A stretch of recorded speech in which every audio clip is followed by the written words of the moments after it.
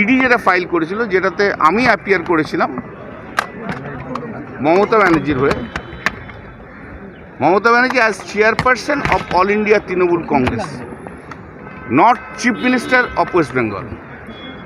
ঠিক আছে, সেই মামলাটা ইডি টাইম চেয়েছিল, এই প্যাকের হয়ে অ্যাপিয়ার করেছে।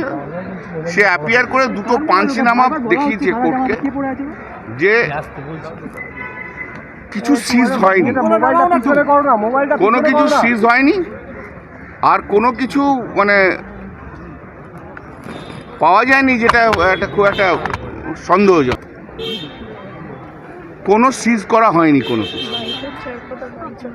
তাই জন্য জজ সাহেব রিট পিটিশন ডিসপোজ আপ করে দিলেন অন দেয়ার টার্মস, যে কোনো কিছু সিজ হয়নি বলে। মানে তৃণমূল কংগ্রেসের আবেদন।